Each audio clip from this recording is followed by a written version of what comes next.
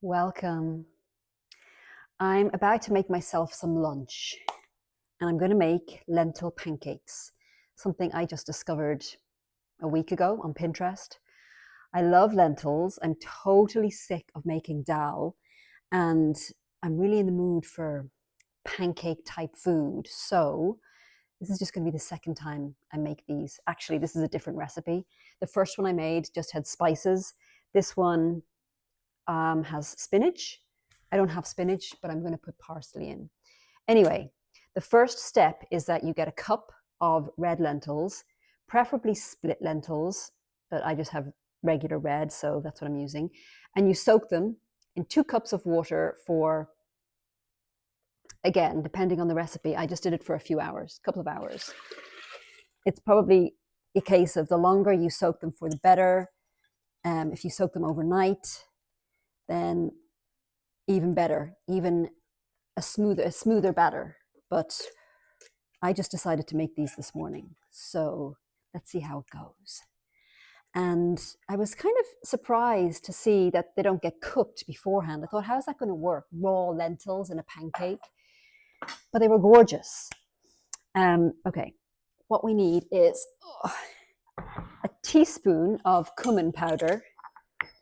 I had cumin seeds, which I ground in my beautiful pestle and mortar, which looks lovely, but I think if you're going to be buying the seeds and grinding them yourself, just get yourself a spice grinder, way easier. Mine broke, hence using this one. Okay, 1 teaspoon of cumin, half a teaspoon of garlic powder, and you could obviously just play around. I don't usually cook with garlic powder, but let's just go with this recipe for once. Okay, garlic powder is a little bit hard, so maybe that means it's old. Never mind. Okay, half a teaspoon. That's about it. Half a teaspoon of onion granules, onion powder as well. Again, I don't use this that often, and I suspect that these are out of date, but never mind. And a quarter a teaspoon, or one teaspoon, I can't remember, half a teaspoon of salt. As you can see, I'm not the best in the world at following recipes.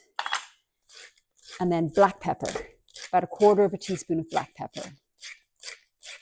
I tend to get halfway down and then get distracted or abandon them or think I have a better idea, which sometimes is the case.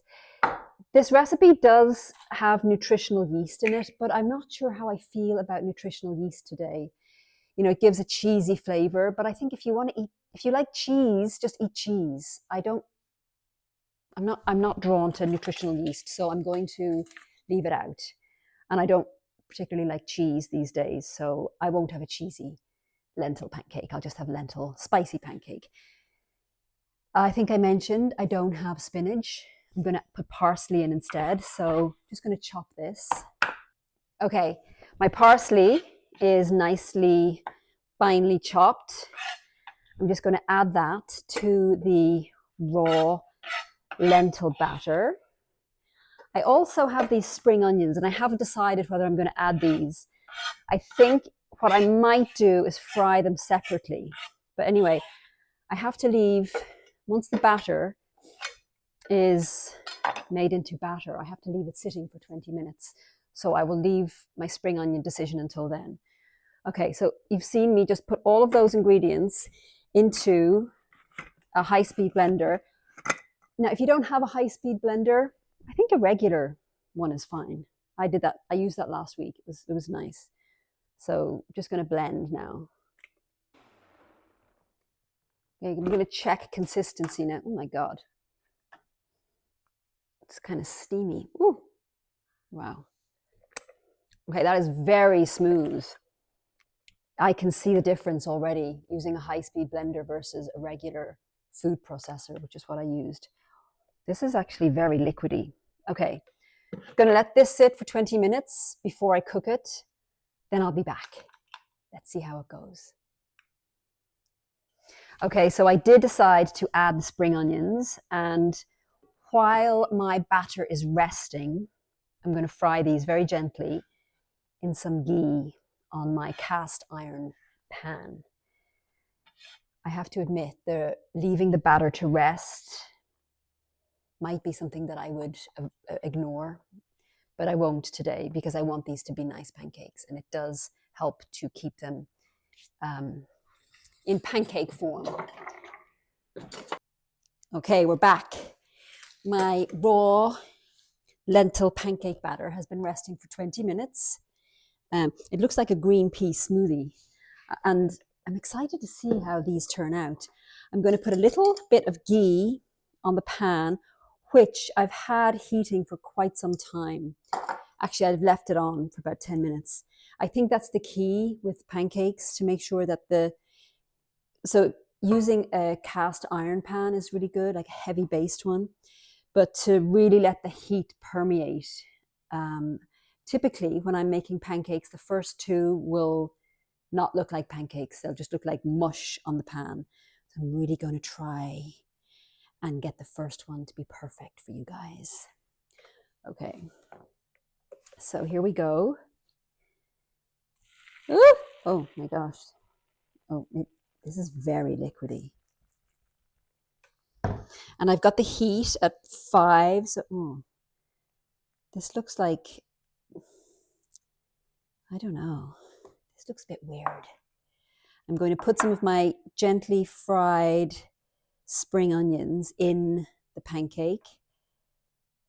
I didn't want to put these in raw because I thought they'll just be a bit nicer if they're cooked. But let's see how this goes. I'm curious.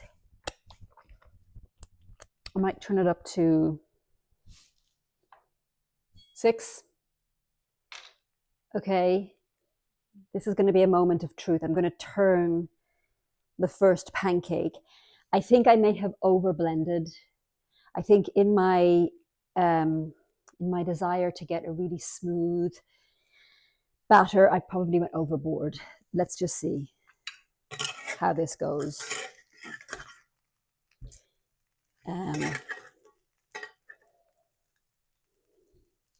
I'm not sure anybody wants to see this.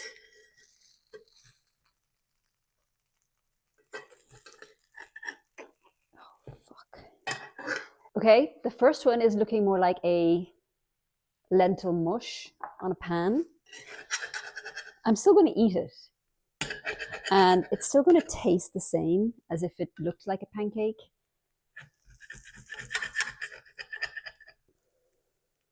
Let me just have a little tester. I'm going to put it in the oven to continue cooking while I attempt a second pancake. They did warn about this in the recipe and said to add a little bit of chickpea flour to your batter if it's too watery. So let's just do that. Okay, second attempt. I'm going to switch to avocado oil this time. Don't ask me why. I want to. And I'm going to pour a new batch. Let that oil heat up for a second. I do think this recipe is worth honing because, I mean, just the idea of lentil pancake really appeals to me. I think it's because I'm craving things that I can put butter on, and pancake is one of those. But I don't want to eat a load of carbs because it makes me feel like shit.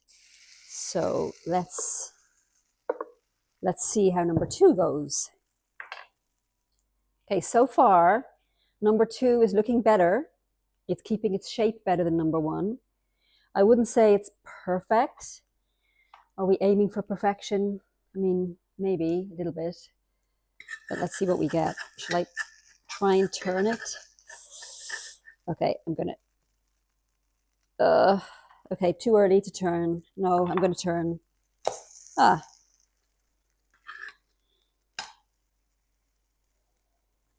Okay. These are going to require some work.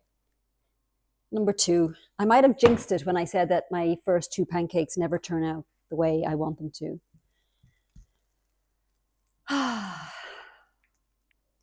Okay, this is number 2. Slight improvement. Still not where we want to be. Stick with me. I'm going to do 3. I'm going to see how good we can get the third one. Okay. Okay, here we go. With number 3. Splash of avocado oil. And I think what I was doing wrong was putting too much batter on the pan. So I'm going to make this one smaller. I'm probably not selling these to you. Okay, little baby pancake here. Let's see. Okay, making them smaller is the key, or one of the keys. Just made, look at this perfect pancake. I told you, it's always the third one. That is the perfect pancake. Okay, so if you do screw up the first 2 pancakes, don't give up hope. Just stick with it. Okay, it is the moment of truth. I'm going to have a little taste and let you know how good it is. I'll be honest, I promise. I mean, I could have just pretended that this was the first one, but I feel it's important to make you privy, to let you be privy of my trials and tribulations. I'm going to get a fork, a little bit of butter, and let me see.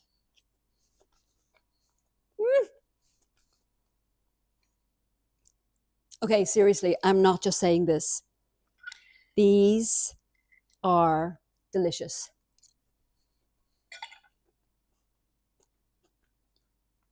Totally worth persevering. I'm not just saying it, promise. Yeah, I'm going to eat all of this and maybe the other 2 that are in the oven.